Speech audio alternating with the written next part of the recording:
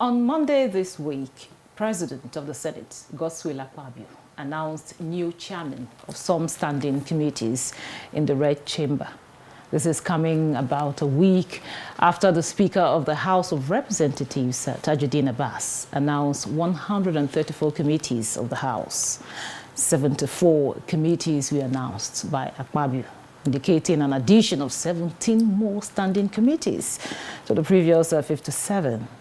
Well, concerns have, however, been raised over the impact of these committees. Some observers are frowning at the current increase, insisting it appears they are created for reasons other than legislative effectiveness and productivity. Their reasons are directly linked to the performance of some of these committees who never really sat or had serious funding issues that affected delivery. Well, these issues have aggravated the demand for fewer committees at both chambers of the National Assembly and inform our focus on Nigeria today. Thanks for joining us. I am Eucharia Clinton.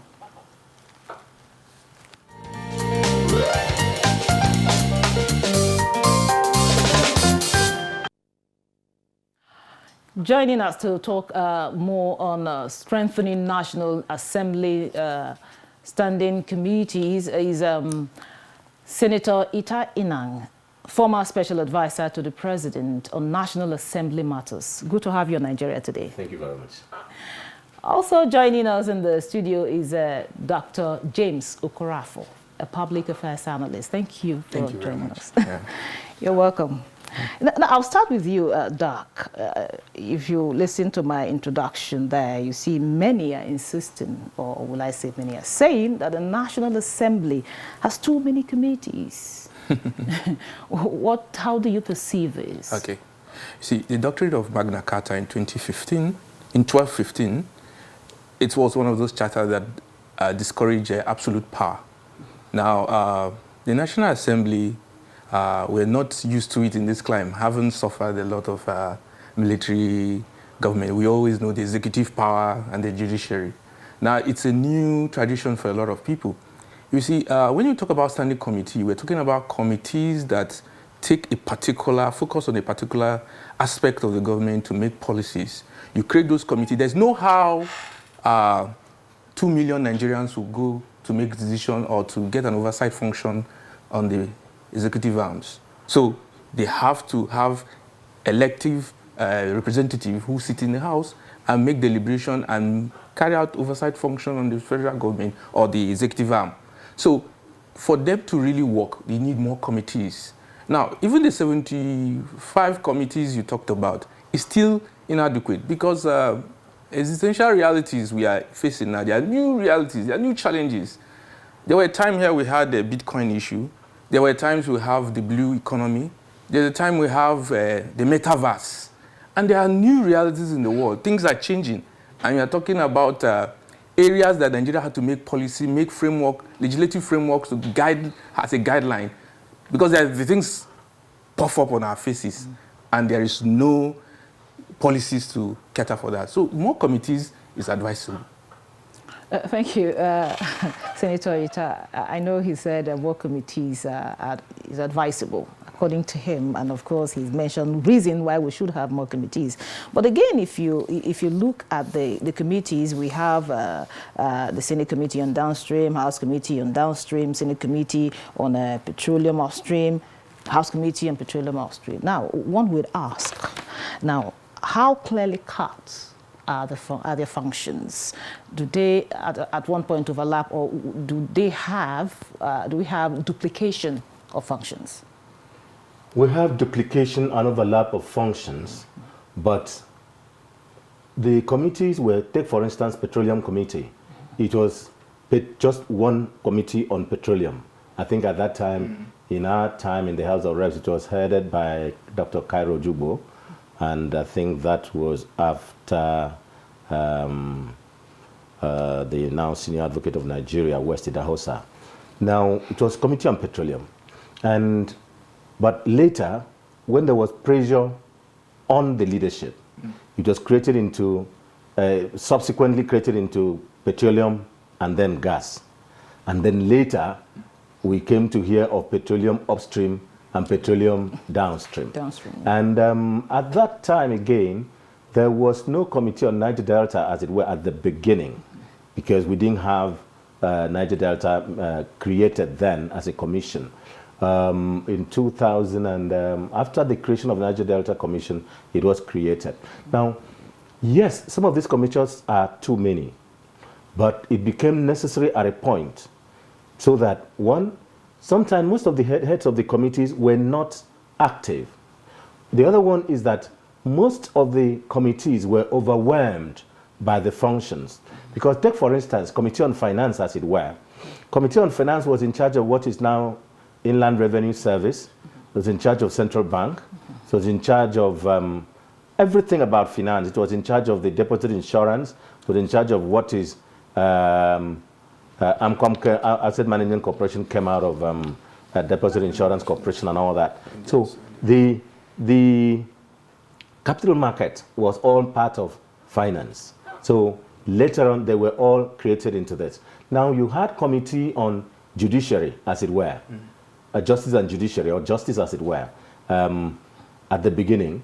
But in 2003, we were succeeded in creating Justice out of Judiciary. So we had Judiciary and then Justice and Human Rights. Then later, we now had Judiciary, Justice different, and Human Rights different. In fact, now you have Justice, Human Rights, Judiciary, then you have Federal Judiciary, then you have FCT Judiciary, then you have FCT Judiciary, you know. So what was just like Judiciary and FCT, or FCT, has been created into about 5 committees.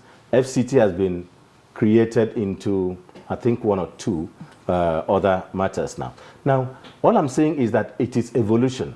But my concern about these committees is that most of the new members who are coming are not aware that the functions of the committees is simply to oversee and make sure that you budget for, receive reports from them periodically, and it does not relate to descending into day-to-day management and running of the agencies. Again, I had cause to say that the cause of the downturn in the economy of Nigeria, the downturn, the overburdened debt on the Federation, the cause of the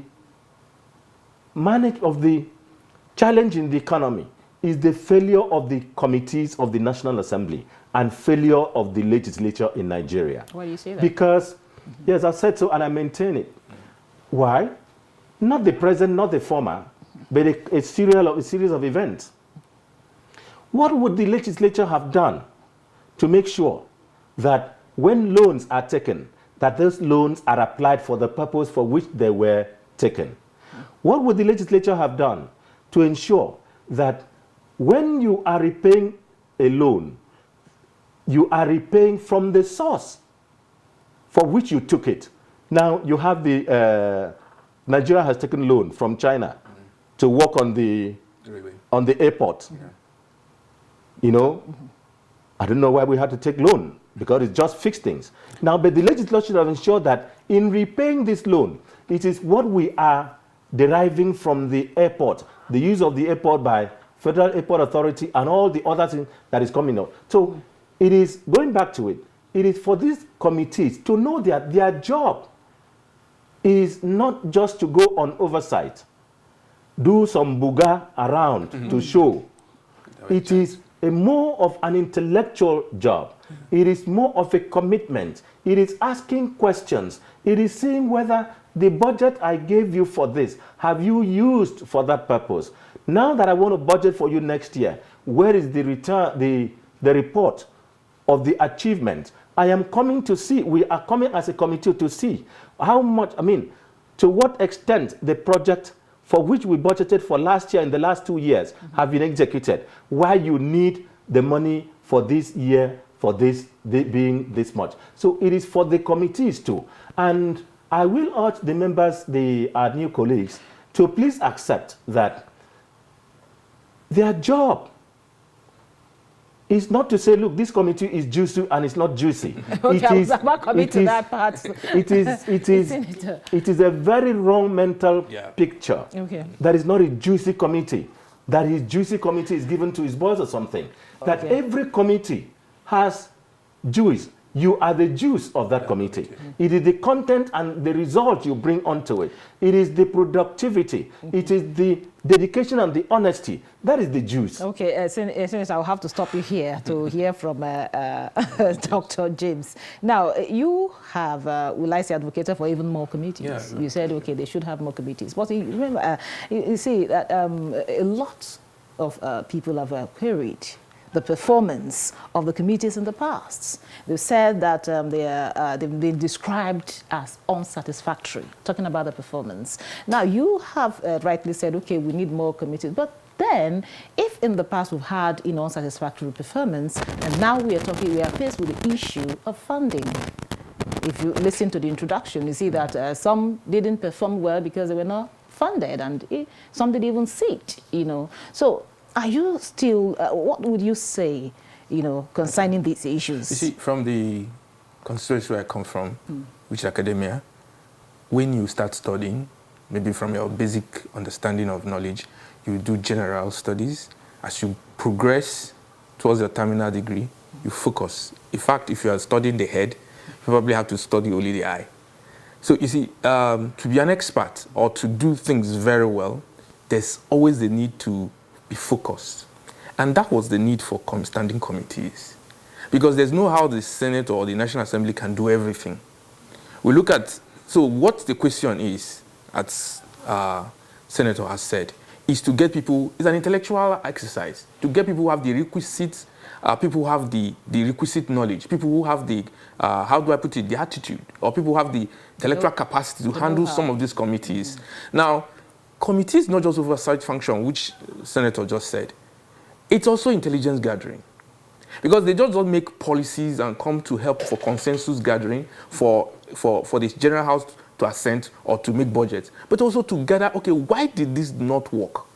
In the railway line, we collected loan from, as he said, and we not why or how was this money, how did we spend this money? When we are bringing another loan, how do we, these are the things that committees, we gather intelligence for the House. And we bring it to, in plenary when discussions are being made, when decisions are being made. This committee should arm the Senate with everything they need. And that's why I said we need more. It's, as he said, it's not about juicy, it's not just oversight, as he said, making boga, I quote his language, when it comes to attack you and whatever you. But it's actually gathering information, intelligence, for the Senate to be able to make precise decisions. And I said we need more because, see, we are growing in a world where things that are traditionally known are changing. The way I perceive music and the way I enjoy things before, my little kids, when they come home, they begin to tell us a different way things are done. And people are, okay, it's like when we started Facebook. We knew it was when I will link to the Senator and we'll become friends and we'll just chat. But now, you open the Facebook, there's so much skits, so much dramas. Now, if we don't have a digital committee that is looking at, one day somebody will cause a very big nuisance to the country. So that's why you create more of this committee, not because you are compensating some people because they help you to become a Senate president or made the right vote, but also we put right people to begin to gather right information for decision making, for legislative functions, for legislative laws, and all those things. So that's why we do those kind of things. And that's why I said we should have more, because the world is growing at a pace that we are still traditional. There are some committees I see here, the names, and I still say, are we still in this world? So, like, I don't see anything like metaverse, and we are living in the metaverse. I don't see about network infrastructures. There are many things like blue economy. There's so many things happening and we're not aware of it. And the Senate is not captured. Okay, we'll take a short break here. It is still Nigeria today.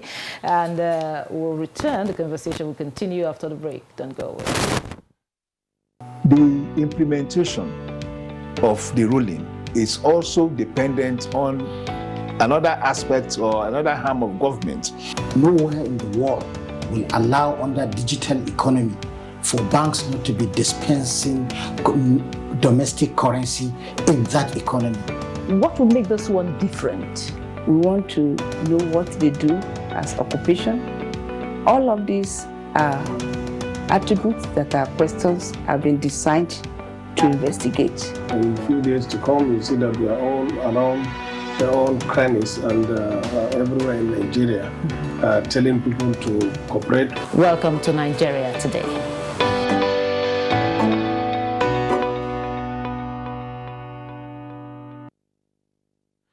Welcome back. It is still Nigeria Today, and my guest I have here with me, Senator Itainang and Dr. James Okorafo, and we're discussing strengthening National Assembly standing committees.